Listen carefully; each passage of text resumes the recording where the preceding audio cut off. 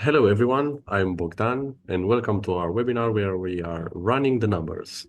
People use Machinations a lot for mobile games, so we thought about exploring the Merge Mansion game to check out their Lucky Catch event. Harry, our economy designer, is gonna go through his observations after simulating this event.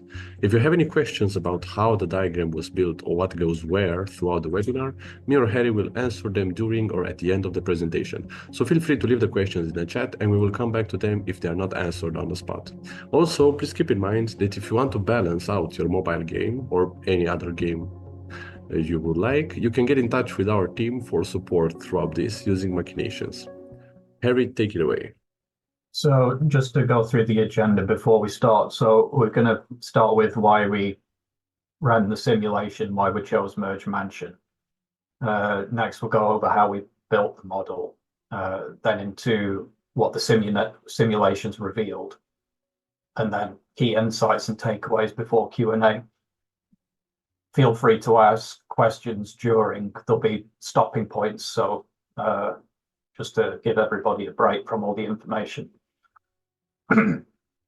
So the personal motivation for me for building this model that we're going to look at is I've been a Merge Mansion player for a while, and there's this event in the game called Lucky Catch, which appears once or twice every month, and I've probably played it at least 5 times and never been able to complete the event.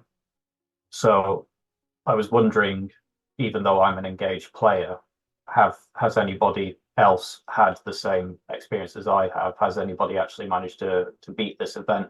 So I went to Reddit and found that the sentiment was quite similar to my own. In fact, there was quite a lot of feedback, as you can see, about people are having real problems with this event. And in fact, the community sentiment with this game mode is that it's quite predatory. Whether it's intentionally designed to exploit players and make them spend a lot, it's up for debate. But I was interested to figure out actually how much effort would be required, or how much money or how much investment would be required to actually complete this event. So with my machination skills, I was able to do that. Just a bit of background about the game. Even people who haven't played Merge Mansion probably recognize it from its ads with the shady grandma. The idea of this game has got the classical energy mechanic of a lot of mobile games where energy regenerates over time and you use that energy to do a certain thing. In this case, you tap these items on the board which have an energy icon on them, and you produce items which you then merge in order to progress through the story. Lucky Catch specifically is a side event which is almost completely separate from the main board, so you can play these both in parallel. The goal here is to, if you can see on the bottom of the right hand image, you need to collect fish, take photos of them, frame them, and then you get a certain number of trophies which progress you towards completing the event. You get rewards along the way, but the way the event is rationalized, it makes players want to complete this event and see what they get at the end. So just as an overview of how the core game works, you're spending this energy to tap items. You create those items, you merge them, you hand them in, you level up and progress in the story.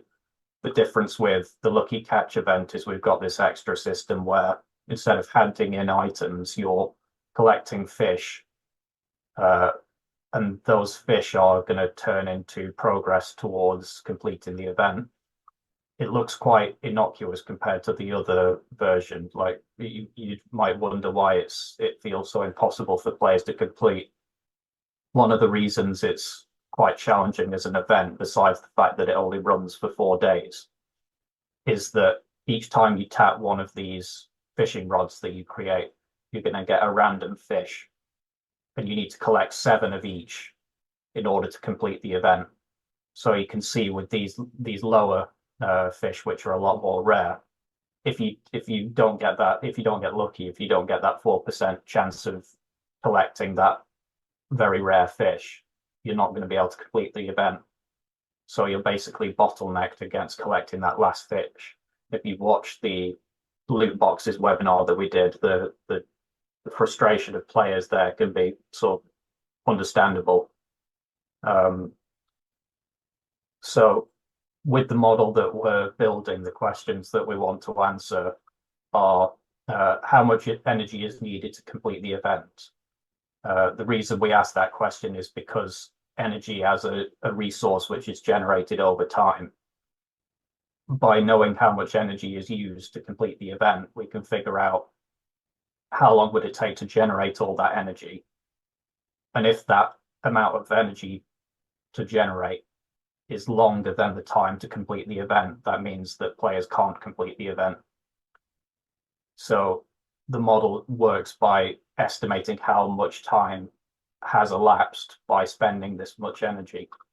And from that point, we then take into account monetization sinks. So how would those sinks contribute to reducing the time to complete the event? So the first two of these steps is going to be done in Machinations. And then in this particular case, we're going to take the data from the Machinations model and infer on top of that using spreadsheets to figure out what the monetization sync can do. So it's a combination of both tools. This might be a good place to pause if there's any questions. If there's none that have been queued up, then I'll go straight ahead because there'll be another pausing point later on. Some disclaimers to mention. The model relies on assumptions about drop rates and other variables in the game. Obviously, I'm not one of the game designers, so I don't know what the actual numbers are. So we're not expecting total accuracy here. The other thing to mention is that I built this model last year, so things could have changed since then. The event is constantly being re-released every month or so, but since I last balanced it, things could have changed. So just moving on to the model, we're not going to go in depth into how the model works in this session. We're looking more at the results. But this is just a preview of what the model looks like and some of the key areas of it. This is what we're seeing here is the interactive play mode of Machinations, which is where you're watching step by step what's happening in the model, which is for people who want to figure out what's the moment-to-moment experience. It's quite useful compared to just running this in code and having to just interrogate lines of code to figure out what's happening. You can actually see what's happening here. You can see how the drop rates of the fish has been translated into this model as well.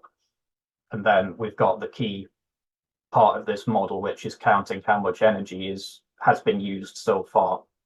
So as the player is tapping and merging, they're using energy, and we're inferring based on the amount of energy used how many days will have needed to elapse in order for the player to collect that much energy. This is assuming that they don't use any extra sources of energy, which we'll come back to when we look at the spreadsheet data.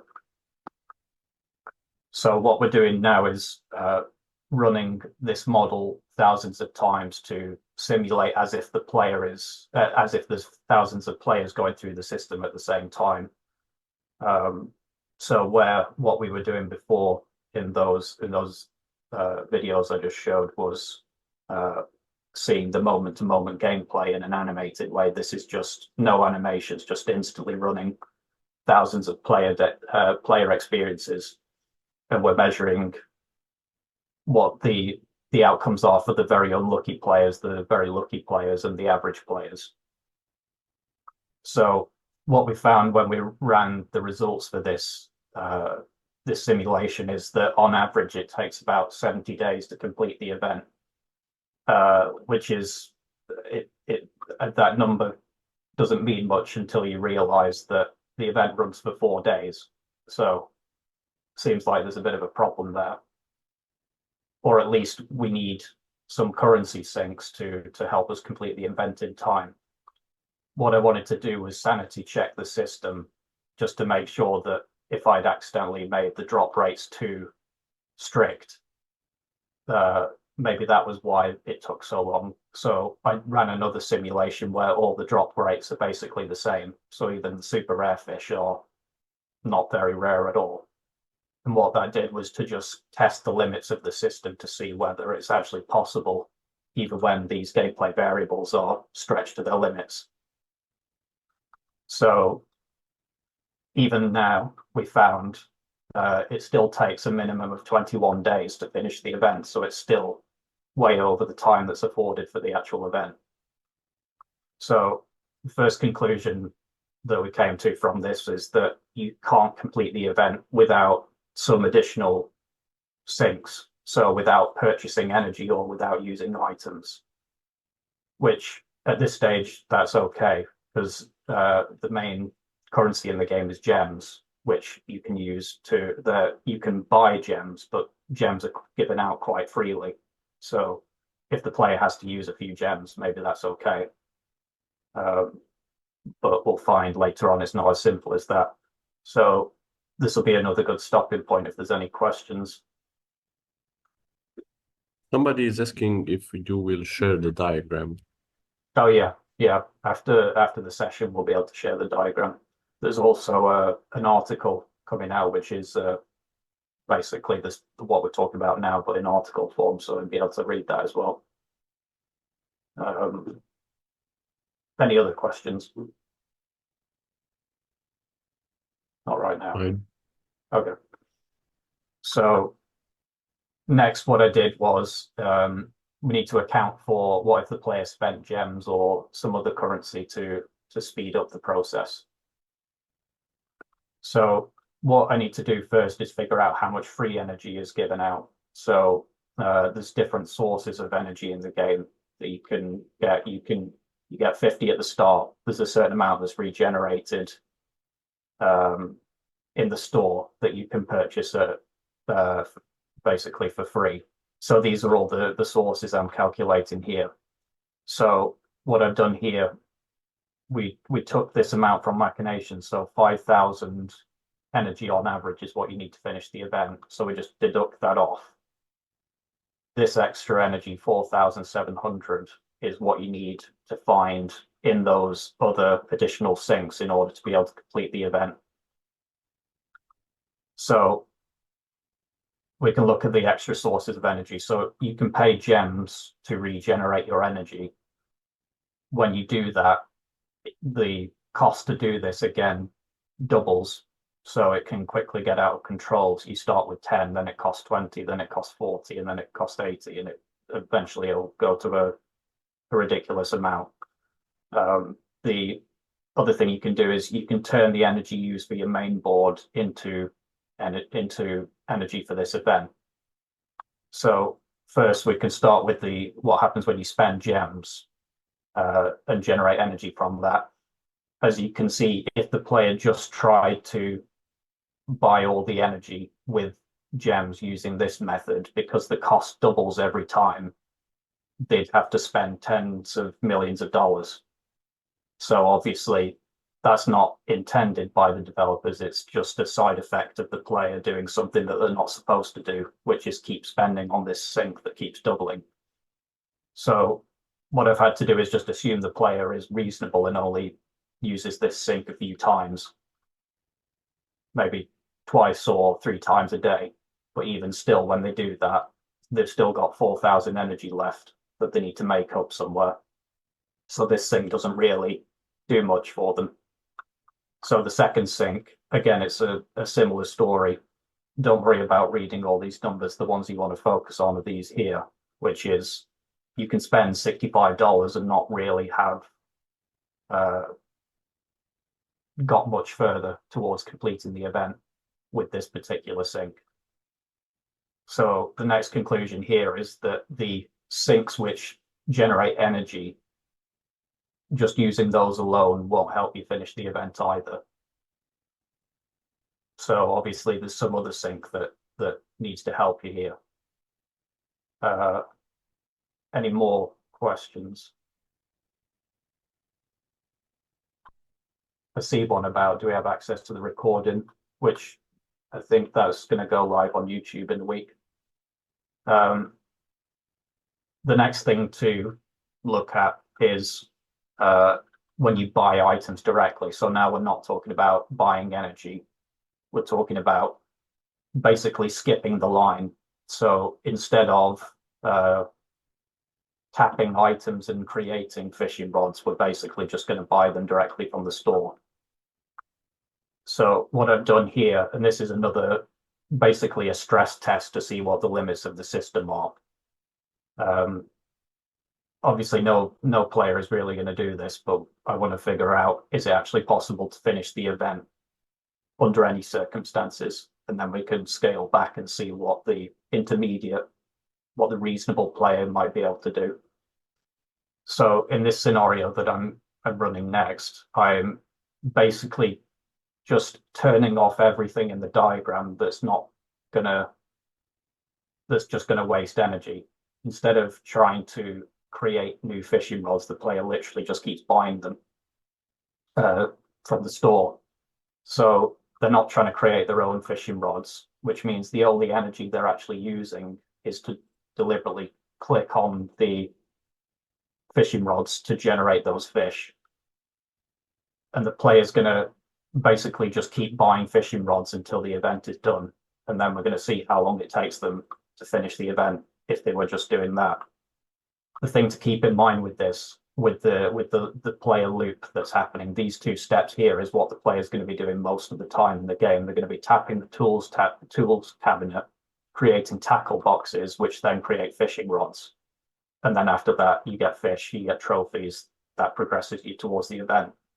In this scenario, what we're doing is basically saying you're not doing these two things. The player is literally just buying fishing rods, getting the fish, getting event progress.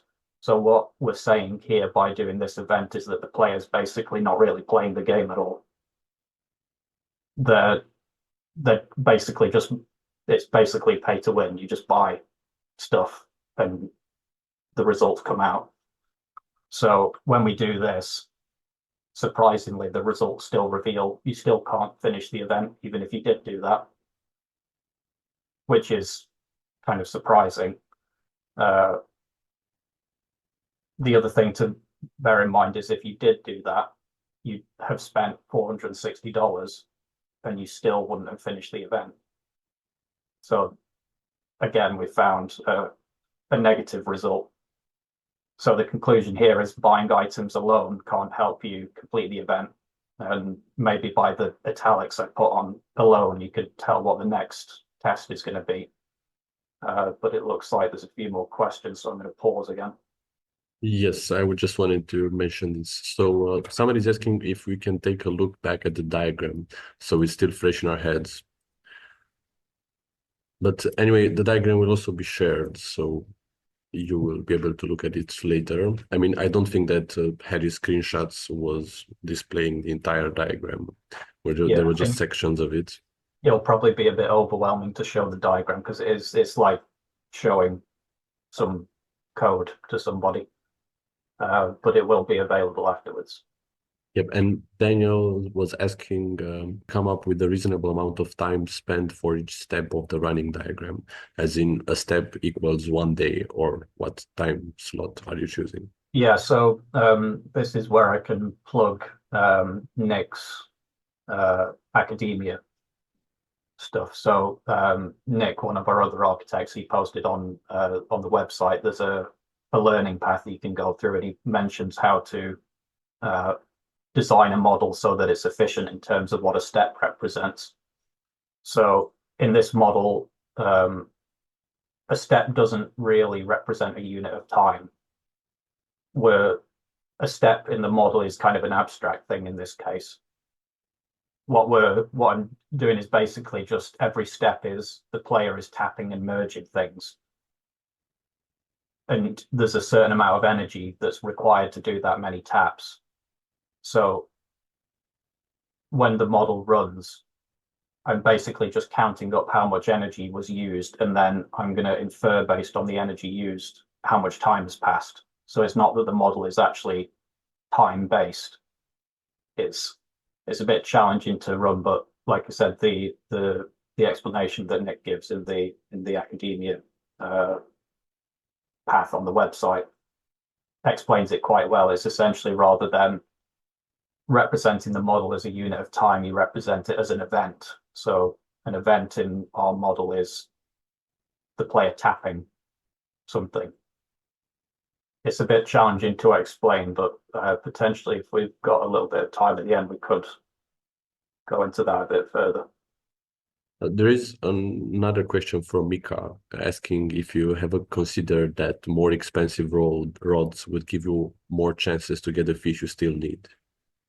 Yeah, so the way that this scenario was simulated was that you buy a certain amount of each type of fishing rod. Because I noticed when I was simulating, if you just buy the really rare ones, what happens is that the common fish end up being the rare ones because the expensive fishing rods don't produce the common fish.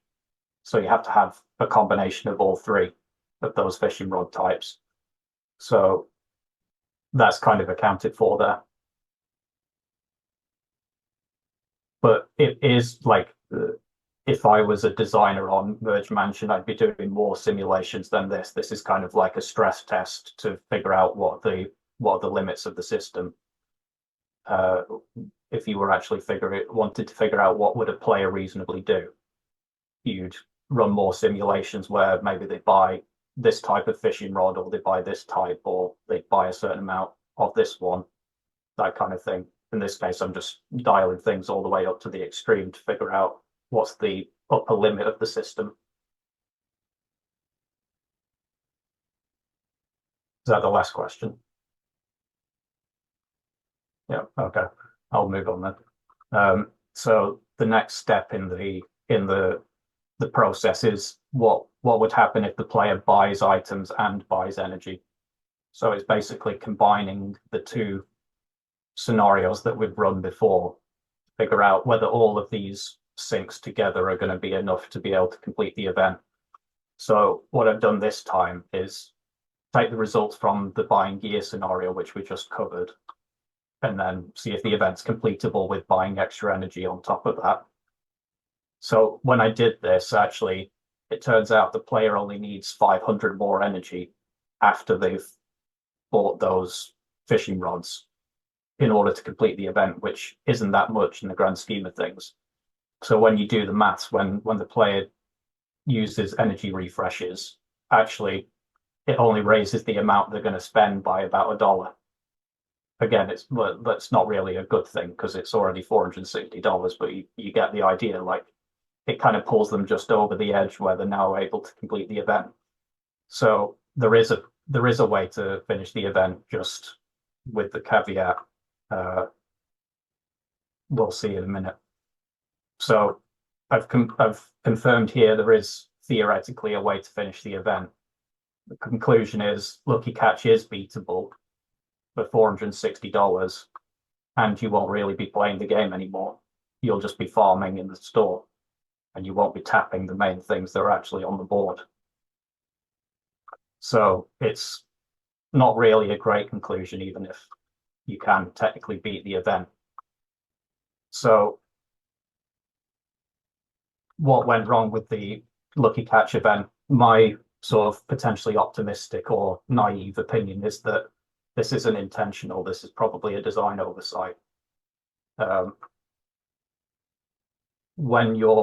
Because I've worked on mobile games before, and the difficulty when you're working on a live ops game or producing lots of content very fast is that as soon as you've completed one piece of design work, you're immediately going on to the next one. And there's not really much time to go back and address issues with other designs because you're now working on the next thing. So my theory is that the reason Lucky Catch hasn't been fixed, or at least hadn't been fixed for quite a while was simply because the developers didn't have time. That's not necessarily to excuse the issues with Lucky Catch, but the other thing to bear in mind is that even if they didn't know there's an issue, if you're looking at very high level performance indicators for an event, such as what's the engagement rate of players with the Lucky Catch or how much they're spending, that doesn't really tell you enough. It can make it look like the event is actually very successful, even though players are really not enjoying it. It could be that 99% of players are completely alienated by the event, but there's that 1% of players which are actually willing to spend that $400 to finish the event. And maybe they're not even happy either. Just because they spent a lot of money doesn't mean they're happy about it. The other theory is that the devs don't know about people complaining, which personally I find unlikely, because there used to be an airplane mode trick where you could collect a fishing rod, go into airplane mode, and then keep tapping the fishing rod until you get the fish you want, and then go off airplane mode once you've got the right fish that you need. Somebody posted that on Reddit, and then it was patched out of the game. So it's probably likely that the devs are watching Reddit. That's why I think it's probably likely they just they don't have the time to address the issues. And of course, the other thing is maybe they didn't use a simulation tool to predict this ahead of time. Obviously, the best time to get a design right is before it's launched. So that's where the Machinations simulation tool or other simulation tools would come in handy. So again, this isn't to defend the fact that the design is flawed, because you can see from the comments that people leave on Reddit, it's just because the design is flawed doesn't mean people are going to not play it. In my experience, if there's a poorly designed thing in the game, it can sometimes make you more engaged and more addicted, even though it's bad, because it's teetering on the edge of being able to be completed, but not quite. And of course, if somebody is going to pay $60 or $70 for your game and still not going to finish the event, you might never see them buy anything in your game again. So that's a danger, and something that you can help alleviate and predict using Machinations or a combination of Machinations and spreadsheets. There is a sign of hope, though, because just a few days ago I saw that somebody has actually managed to finish the event. And this, I think, is the first person I've seen in a year that's actually been able to finish the event without the airplane mode trick. So, Right, so I just wanted to mention that somebody was asking if you know how many players in the actual game finished the events. So I guess this is quite an evidence that there aren't many people who are actually winning this. On Reddit, this is the only person I've ever seen that's been able to finish the event without using that airplane mode trick.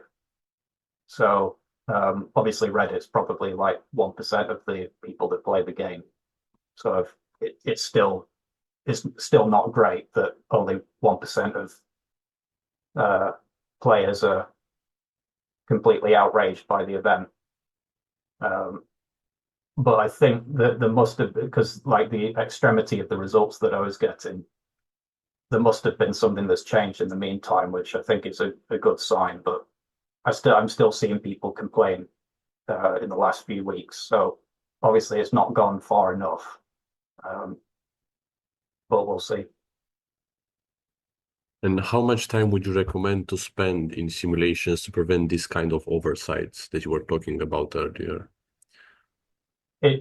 It's difficult to say, because if you're working on a live ops game, if you tell your boss that you need a month to model it out, they'll probably say, how about 1 week? Because there's not enough time. That's one of the challenges of working on live ops games. For this particular case, it's a bit different because I'm modeling a system that already exists rather than designing one from scratch. But this did take a few weeks, combination of building the model and then also data science and sanity checking the system, because the difficulty with this was because the results were so extreme. I really had to make sure that it wasn't the model producing bad results. And it turns out it's not the model, it is actually there's something wrong with the design. It depends on the design, but simulation should be a big part of the design process. Or in order to fix this kind of behavior in events in our games, will we need to change the mechanics or parameters? In Maybe this the time case, itself in which the event is available? yeah, so for Merge Mansion, the way it's designed, you won't be able to fix it by just changing numbers. There's a few reasons for that. It's probably a bit too specific to get into now, but it depends on the design. If you model a game, you have to model the game to be able to figure out how it's not working. That's the difficulty. Sometimes it can be changed by just tweaking numbers. Sometimes it has to be some sort of additional mechanic or feedback loop to control the issues with the design. Well, there is also some talk about the uh, percentage of winners possible in the chat. Should people, when they are designing an event like this, decide on a limit, or I mean an upper limit to influence how many people should actually win this? Do you think this is something good to do as a game designer? Um, I think going about it by saying we only want a certain number of people to beat the event's probably not a good idea. I think it's more like you have to approach it with how much effort would you need to put in to be able to complete it. So if it's a case of somebody who plays the game multiple times a day can feasibly complete the event, that's a better way of phrasing it than can a certain number of people complete the event on time, because I think that's it's more of my instinct in terms of like how you treat players. Like to say we only want a certain number of players to finish this event feels a bit like anti-fun. Oh, only certain players are actually going to be satisfied with the design if they can't finish it.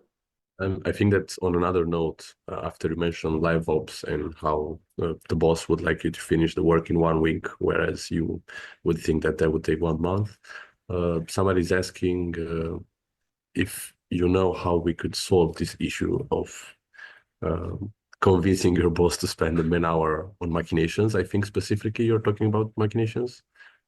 I think it's you have to.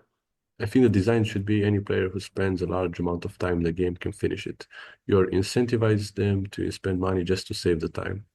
I think this is for the previous answer about. Yeah, because I think it's quite relevant for Merge Mansion specifically, because I think the best way I've experienced urge somebody to want to pay real money in the game is to deplete their gems. So you're not forcing them to deliberately, like, you're not forcing them to actually spend money directly. What events like Lucky Catch do is basically give you an extra reason to spend those gems so that your gem count is low enough where you're now going to look at those purchases in the store and think maybe I should buy one. I think the something we didn't mention in this process is that you can also buy fishing items directly with money. So they're like special offers.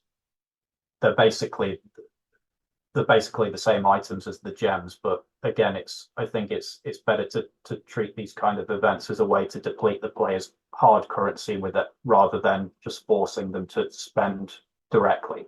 Don't you think that play tests would reveal any of these issues? They do. The challenge is that when you've got a complex economy like this, the odds of the number of play testers that you're getting covering all of the potential outcomes is quite slim. If you only have like 2 play testers, you might even completely miss what the average result is and then balance based on somebody who got very unlucky or very lucky.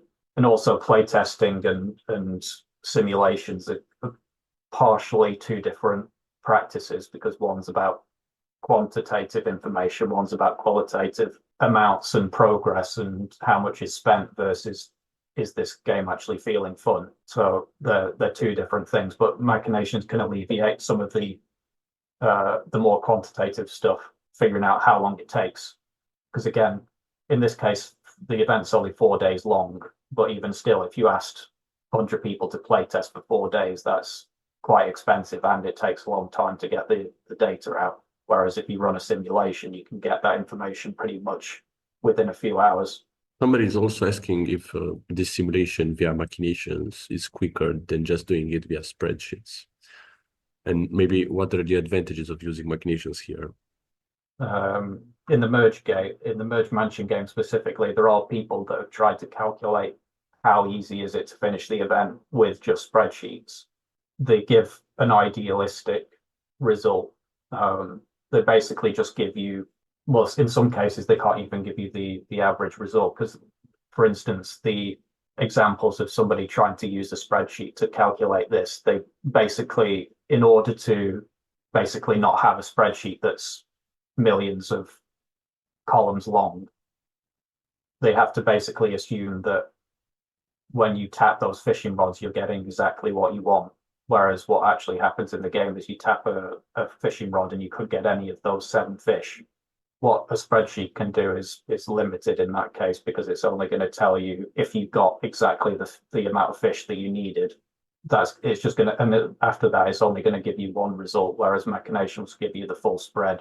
So what was quite useful in this model was that even though the average time to complete might have been 60 days, if on the tail end you can see that it actually takes less than 4 days to finish the event, that means some players are going to finish the event. But what we noticed when we ran this simulation is that the tail end of the distribution was like 20 days. So physically, nobody could have finished the event. So the simulation side that's the advantage of simulations, is to capture all of the data or the potential possibilities and also not be forced to look at an idealistic scenario where the player gets perfectly lucky or things like that. You said that it took you weeks to build a model. You're not the designer of the game. What would you estimate? How long would it take for the designer of the game who knows how the system works to create the model? It wasn't weeks to design a model, it was just weeks for the whole process. So the designing the model is probably still 1 week, but it could be shorter for an actual game designer on the system. Because I was sort of just having to look at the wiki to figure out how everything's connected. But that's something to bear in mind. It's not just the time to build the model; it's the time to do the calculations and the sort of inferences based on that. I think for this particular model, the post building of the model process was longer because I had to make sure that these really extreme results weren't because there's something to do with the model. It was actually the design itself was the problem. I think if you're working on your own games, that time could potentially be shorter. It depends pretty heavily on the scope of the game. In Merge Mansion, it's quite easy to model the entire system in a holistic way, which means you can really go in depth with it. So I could spend a lot more time on it if I wanted to. And I think we are running out of time for this webinar. If you are interested in talking more about this, I'll also be leaving a Discord link, a Discord invitation for our Machinations server, where other people are talking about diagramming. And also we'll be giving out the webinar recording at some point, and the article, I think it's online right now. So I'll be leaving the link in the chat as well for that. Thank you all for participating. And Harry, do you have any last words? I don't think so. No, I mean, I'll be on Discord for if anybody wanted to ask any extra questions. All right, then. See you. See you.